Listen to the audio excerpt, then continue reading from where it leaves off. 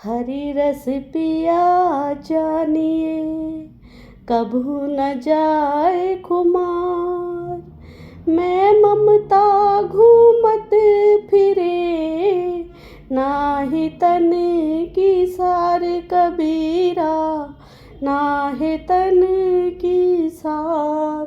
अर्थात कबीरदास जी कहते हैं कि जिस व्यक्ति ने परमात्मा के अमृत को चख लिया हो, वह सारा समय उसी नशे में मस्त रहता है। उसे न अपने शरीर की, न ही रूप की और न ही वेशभूषा की चिंता रहती है। वह सारे टाइम भगवान का भजन करता रहता है, भगवान का गुणगान करता रहता है और उसी में, भगवान में रमा रहता है। जब ही नाम हृदय धरा, ध्यान दीजिए, जब ही नाम हृदय धरा, भया पाप का नाश। मानो चिंगारी आग की, परी पुरानी घास कबीरा, परी पुरानी घास। अर्थात कबीरदास जी इस दोहे के माध्यम से कहना चाहते हैं कि शुद्ध हृदय के साथ भगवान को याद करने से सारे पाप ऐसे नष्ट हो जाते हैं जैसे कि सूखी घास पर आग की चिंगारी पड़ी हो। जग में बैरी कोई नहीं, जो मन शीतल हो, यह आपा तो डाल दे, दया करे सब कोई कबीरा, दया करे सब कोई। अर्थात कबीरदास जी कहते हैं कि आपके मन में यदि शीतलता है, अर्थात दया और सहानुभूति है, तो संसार में आपकी किसी से शत्रुता नहीं हो सकती। इसलिए अपने अहंकार को निकाल बाहर करें और अपने आप प्रति दूसरों में भी संवेदना पाएंगे। जहाँ दया तहाँ धर्म है, जहाँ लोभ तहाँ पाप, जहाँ क्रोध तहाँ पाप है, जहाँ क्षमा तहाँ आप कबीरा, जहाँ क्षमा तहाँ।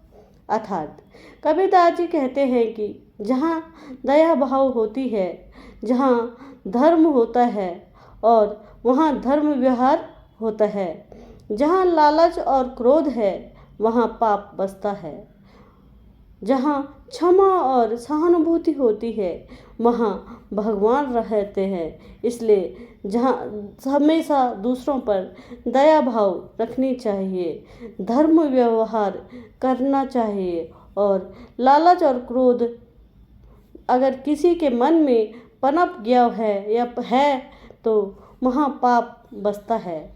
हमें हमेशा क्षमा और सहानुभूति रखनी चाहिए दूसरों के प्रति। जहाँ न जाको गुण लहे, तहाँ न ताको ठाव, धोबी बस की क्या करे, दिगंबर के गाँव कबीरा, दिगंबर के गाँव।